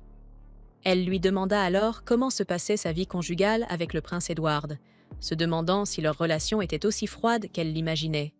Après tout le monde considérait Edward comme un homme au cœur froid, qu'il surnommait « le prince assoiffé de sang ». Monica et les dames de sa faction ricanèrent. Elles cherchaient évidemment à se moquer de Carolina. Carolina le comprit rapidement, se souvenant que Flora avait fait exactement la même chose. Elle répondit alors aux dames qu'Edward et elle approfondissaient progressivement leur relation. La faction de Monica fut stupéfaite, tandis que l'une des dames du côté de Carolina fit remarquer que sa question était plutôt déplacée. À ce moment-là, la servante de Carolina arriva et lui murmura que l'empereur Éric demandait sa présence immédiate au palais. Après avoir rencontré l'empereur et sa famille, Carolina prit place à table. Son père les rejoignit ensuite. Il était venu ce jour-là pour leur annoncer une nouvelle de la plus haute importance et expliquer que les hommes d'État du royaume de Célestia venaient tout juste d'être informés du pouvoir divin de Carolina, et ce, par nul autre que l'archevêque Jonathan. Mais ce n'était pas tout. Jonathan avait proposé qu'ils s'allient à l'Église, afin de ramener Carolina dans leur royaume. Cependant, un petit royaume comme Célestia n'avait aucune chance face à l'Empire, qui avait fait des progrès remarquables dans le domaine de la magie. Le duc Raymond ajouta que Jonathan avait l'intention de s'appuyer sur un oracle, ainsi que sur leur histoire liée au saint, pour récupérer son Altesse la princesse Carolina. Tout d'abord, il annoncerait avoir reçu un oracle proclamant « Carolina est la véritable sainte. Préparez-lui un lieu digne de son rang. » Ensuite, il pourrait s'appuyer sur la riche histoire de Célestia en matière de saints pour faire pression. Il pourrait affirmer que l'endroit le plus approprié pour Carolina était leur église, une revendication qu'il était le seul à pouvoir faire, puisque Célestia était considérée comme une nation sacrée. En entendant cela, Gilberte fit remarquer qu'ils ne pouvaient non pas simplement ignorer cette situation. S'ils ignoraient l'oracle, ils devraient faire face au mécontentement des croyants les plus fervents. S'ils rejetaient cette revendication, d'autres nations pourraient intervenir dans l'espoir de les empêcher d'accroître davantage leur pouvoir. Et s'ils ne faisaient rien, cela ne ferait que créer davantage de problèmes à l'avenir. Après avoir terminé son rapport, le duc Raymond prit congé. À la suite de cela, l'empereur Éric demanda comment il pouvait protéger Carolina sans provoquer de tensions inutiles. Tador proposa d'enquêter sur Jonathan et de révéler ses crimes, puis de le neutraliser par le biais d'une inquisition. De cette manière, il pourrait également éviter d'avoir à récupérer Carolina par la force. Comme il leur faudrait des preuves solides pour y parvenir, Gilberte déclara qu'il pouvait lui confier cette tâche. Il devait également préparer des contre-mesures face aux dirigeants des autres nations. Vanessa estimait que la meilleure protection possible pour Carolina était de devenir officiellement membre de la famille impériale. Dans le pire des cas, certains pourraient ne prétendre que la sainte était un être sacré qui ne devait pas rester sous l'autorité des humains et réclamer par conséquent son divorce. Alors que tout le monde réfléchissait à la manière de gérer la situation, Carolina proposa que l'Empire mette en place son propre système de saints, similaire à celui utilisé par le royaume de Célestia. Tador estima que cette idée serait efficace s'ils y ajoutaient tant du prestige et de l'autorité. À cette suggestion, Vanessa proposa d'organiser leurs propres épreuves de sélection des saints. Chaque pays enverrait un représentant, et l'Empire les accueillerait dans sa cathédrale centrale. Ainsi, au lieu de proclamer soudainement Carolina comme sainte, les nations voisines seraient donc davantage convaincues et disposées à accepter son statut, après avoir elles-mêmes découvert qu'elle était la véritable sainte. Et surtout, cela permettrait de démontrer l'ampleur véritable des pouvoirs de Carolina. Grâce à cela, l'Empire prendrait la tête de l'expansion du système des saints à l'échelle mondiale. Cependant, il fallait également rétablir ce qui définissait la sainte et les devoirs qui lui incombaient.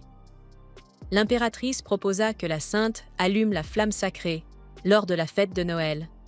La présence de Carolina contribuerait grandement à unir le peuple.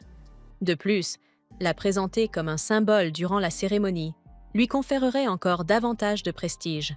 Cependant, Édouard était préoccupé par le risque que les autres nations découvrent l'immensité des pouvoirs divins de Carolina au cours des épreuves visant à désigner la sainte. Mais Gilberte, lui, était plutôt enthousiaste à cette idée. Il finirait par le découvrir tôt ou tard, alors autant profiter de cette occasion. Le lendemain, ils allèrent voir Melvin, qui leur expliqua que s'ils réunissaient les preuves nécessaires contre Jonathan, l'Église pourrait ensuite s'occuper du reste. Cependant, il ne pouvait pas garantir que les autres prêtres accepteraient de coopérer à la création du Conseil de la foi des saints. Il devait d'abord en discuter avec les autres prêtres, mais même si certains d'entre eux s'y opposaient fermement, Tador assura qu'il trouverait un moyen de régler le problème. Il était certain qu'après une petite conversation avec lui, il finirait bon par comprendre. En réalité, il comptait les menacer de mort. Plus tard, Tador informa Carolina que Jonathan avait quitté Celestia quelques jours auparavant. Même s'il ne connaissait pas encore les détails, il soupçonnait que Jonathan avait pour objectif de prendre contact avec elle, afin de la ramener à Celestia. Il pensait même que Jonathan pourrait arriver dès le lendemain. Cette nouvelle choqua Carolina. Le lendemain, elle alla rencontrer l'archevêque après avoir échangé quelques politesses avec lui. Il tenta de la convaincre de retourner à Celestia, expliquant que le royaume traversait actuellement une crise. Pour surmonter cette crise, ils avaient un besoin de son aide, mais il lui précisa qu'il ne pouvait pas lui révéler les détails ici. Tout ce qu'il lui dit, c'était qu'elle possédait un pouvoir particulier, capable de rétablir la paix dans le royaume de Celestia. Elle répondit qu'elle ne pouvait pas encore prendre de décision, et demanda un peu de temps pour y réfléchir. Il lui demanda alors de lui envoyer une lettre une fois qu'elle aurait pris sa décision. Après son départ, Edward et Tador retrouvèrent Carolina et la félicitèrent pour la façon dont elle avait géré la situation. Elle était toutefois encore quelque peu paniquée après avoir appris la nouvelle la veille. Heureusement, Tador avait déjà prévu une stratégie pour régler le problème. Il lui conseilla d'accepter sans hésitation la demande d'audience de Jonathan. Et s'il lui proposait de partir avec lui et de s'allier à Celestia, Tador lui recommanda simplement de répondre « Donnez-moi un peu de temps pour y réfléchir ». Carolina craignait que cette tâche soit difficile à gérer toute seule. Mais pour Tador, et probablement pour tous les autres, le plan était plutôt simple. Mérissa apporta ensuite une lettre à Carolina, lui annonçant qu'elle venait du pape. La lettre confirmait que l'Église apporterait son entière coopération à la création et à la gestion de la Lumina Divinae. Tador précisa que, lors de l'Assemblée des nobles, qui devait se tenir dans une semaine, ils devaient obtenir l'approbation de leurs propositions concernant la Lumina Divinae. C'était essentiel pour établir officiellement la position de Carolina. Quant à leur enquête, quelques jours auparavant, Tador avait utilisé sa magie de téléportation pour faire entrer secrètement Gilbert dans le royaume de Celestia. Il était certain que le prince Gilbert saurait parfaitement gérer la situation. Bien entendu, ils avaient également obtenu l'autorisation officielle du roi Nathan avant d'entreprendre cette opération. Pendant ce temps, Gilbert fut choqué d'apprendre que la dernière sainte, Claudia, était morte dans un accident. C'était étrange, étant donné que les saintes de Celestia étaient à traiter avec le plus grand soin. Elle n'aurait jamais dû se retrouver dans une situation où un tel accident pouvait se produire. Le livre qu'il consultait indiquait qu'elle était tombée d'une terrasse située au 2e étage pendant la nuit. Plus étrange encore, personne n'avait retrouvé son corps avant le lendemain matin, alors que des paladins étaient postés à l'intérieur, comme à l'extérieur, et que la sécurité était censée être absolument irréprochable. Gilbert était convaincu que quelque chose ne tournait pas rond. Il se rendit auprès du roi Nathan, afin de l'interroger sur les circonstances ayant précédé la mort de la sainte Claudia. Tout ce que Nathan savait, c'était que sainte Claudia et l'archevêque Jonathan n'entretenaient pas de bonnes relations. Claudia était le genre de personne qui faisait passer le bonheur des autres avant ses propres intérêts. C'était précisément pour cette raison qu'elle détestait l'archevêque.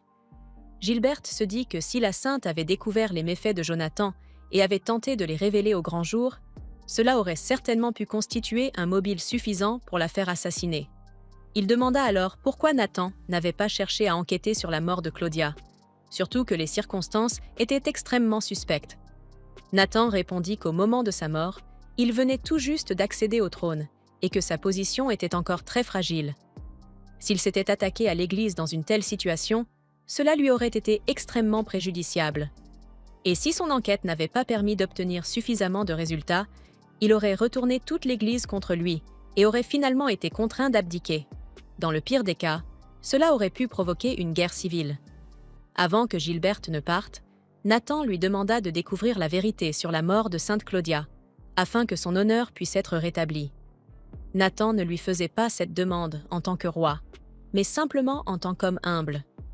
Dans les archives de l'Église et celles consacrées aux saintes, Il était mentionné que Claudia était une femme profondément dévote, qui avait même refusé une proposition de mariage royal afin de rejoindre l'Église. L'homme de sang royal qui lui avait fait cette proposition était Nathan. Lorsqu'il avait rencontré Claudia pour la première fois après qu'elle était devenue une sainte, ce fut le coup de foudre. Il lui avait alors demandé de l'épouser, mais elle ne lui avait jamais accordé le moindre regard, préférant consacrer sa vie à l'Église. Il n'avait tout simplement eu d'autre choix que d'abandonner ses espoirs, un sentiment que Gilberte connaissait bien. Il promit donc de découvrir la vérité sur la mort de Sainte Claudia. Pendant ce temps, Flora se demandait si elle ne finirait pas par ne jamais devenir une sainte. Iris tenta de lui remonter le moral, en lui disant qu'elle était parfaite, mais Flora rejeta ses paroles. La vérité, c'était que Flora avait toujours été parfaite depuis son enfance. Elle avait pourtant ses véritables sentiments et ses faiblesses, mais elle avait toujours réussi à maintenir cette image de perfection. Un jour, sa mère remarqua qu'elle semblait abattue. Elle lui expliqua qu'il était important de savoir se retenir parfois, mais qu'elle ne devait pas en prendre l'habitude. Pleurer à chaudes larmes de temps en temps était parfaitement acceptable. Lorsque sa mère ouvrit les bras pour l'accueillir, Flora se précipita vers elle et fondit en larmes. Devant sa mère, et devant elle seule, Flora pouvait enfin retirer son masque de jeune fille parfaite. À cette époque, Flora était véritablement heureuse. Mais sa mère mourut en donnant naissance à Carolina. Flora en voulut alors à sa petite sœur, l'accusant de lui avoir volé leur mère et d'avoir anéanti sa fierté. À cause de cela, elle se promit de ne jamais laisser Carolina connaître le bonheur. Alors que Carolina examinait quelques documents, Edward lui proposa de goûter un délicieux biscuit. Il en avait commandé plusieurs sortes, notamment celle qu'elle avait dit aimer l'autre jour. Théodore interrompit leur petit moment de flirt pour leur demander si les documents à présenter à l'Assemblée des nobles étaient en prêt. Carolina confirma que tout était en ordre et qu'il n'y avait aucun problème particulier. Elle demanda ensuite à combien de nations Théodore comptait permettre de participer à l'illumination de la flamme sacrée, compte tenu du temps et de la main-d'œuvre nécessaire. Théodore répondit qu'il avait prévu 3 nations. Edward proposa que, pour choisir les 3 bénéficiaires, ils utilisent un système de tirage au sort. À la surprise générale, Théodore accepta, affirmant qu'il pouvait attribuer l'une des 3 places par tirage au sort. Si les gens savaient que la décision avait été laissée entre les mains de la chance, personne ne pourrait se plaindre. Quant aux 2 places restantes, l'une reviendrait naturellement à la nation du Saint, l'Empire de Malcosien. Pour la dernière place, Edward estima qu'il serait préférable d'établir des critères précis. Carolina ne voulait pas laisser ses sentiments personnels influencer sa décision, mais cela s'avérait difficile. Voyant son humeur changer, Edward suggéra d'accorder la dernière place au royaume de Célestia, qui avait été le plus durement touché par les catastrophes naturelles. Théodore approuva également cette décision, et Carolina les remercia pour leur considération. Théodore mentionna ensuite qu'il n'avait pas vu Owen ni Marisa.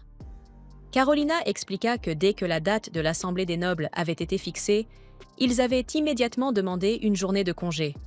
Ils avaient tous deux déclaré avoir une affaire importante à régler. Elle ne leur avait pas demandé plus de détails.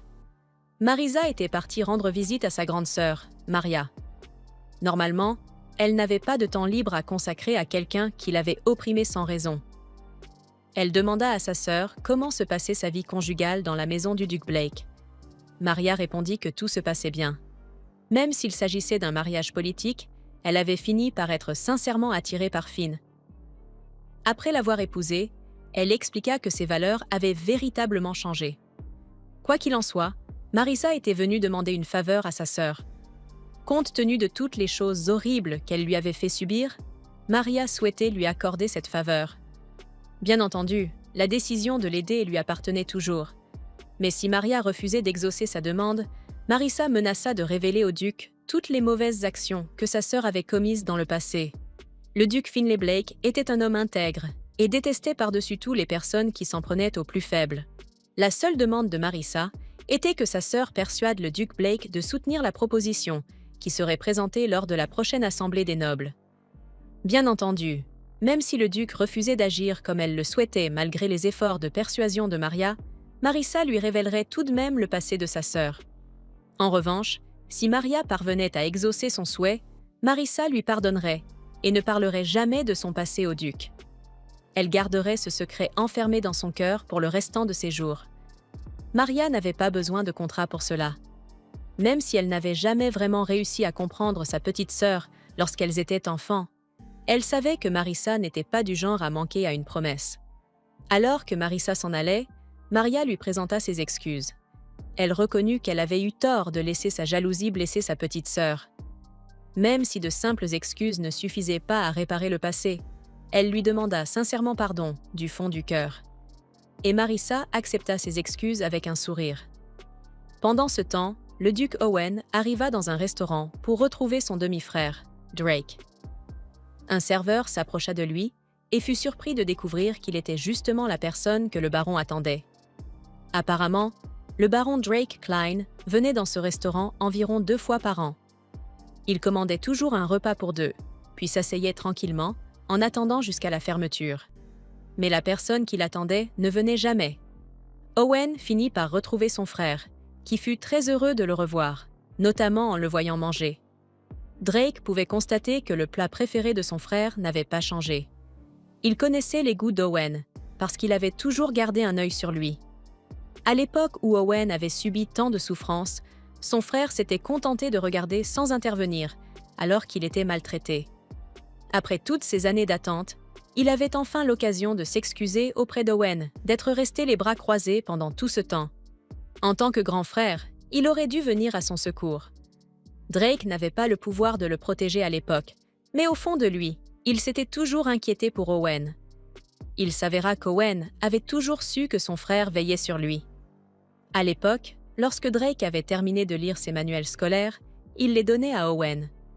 Il terminait également ses leçons particulières plus tôt, afin de permettre à Owen de lui poser des questions.